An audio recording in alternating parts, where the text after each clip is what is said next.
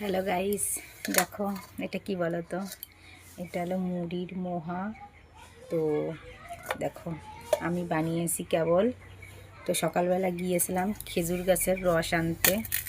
তো 2 লিটার খেজুরের রস এনে জাল দিয়ে গুড় বানিয়ে দেখো আমি মোহা বানিয়েছি প্রথম।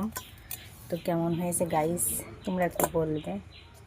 দেখো গাইস, তো তোমরা খাবে তো চলে এসো। খেজুর গাছের গুড়ের মোহা। তো এই দেখো কৌটো নিয়ে নিয়েছি, ভরবো এখানে। তো দেখো প্রথম বানিয়েছি তো খুব ভালো লাগছে, নিজের হাতে বানিয়েছি।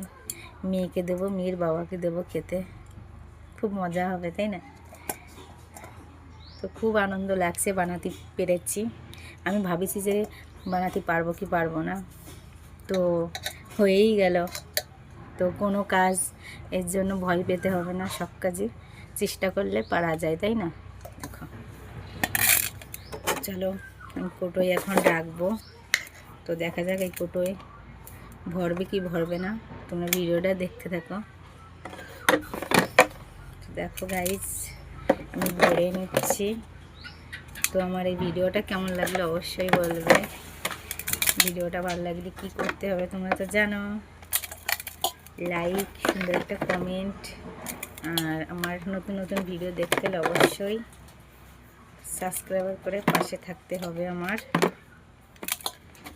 দেখো তো গাইস নতুন নতুন খাবার বানানোর চেষ্টা করতে হবে, মেয়েকেও দিতে হবে, নিজেও খেতে হবে। তো আগে তো কোনোদিন বানিয়ে নেই, মা বানাতো আর আমরা খেতাম, আমরা সবাই খেতাম আরামে। এখন আমি বানাবো, আমার মেয়ে খাবে। তো দেখো গাইস ভরেই গেল। তো কেমন লাগলো আমার মোয়া বানানোর ভিডিও গাইস? আরেকটা কি করে ভরবো, কতটা খালি আছে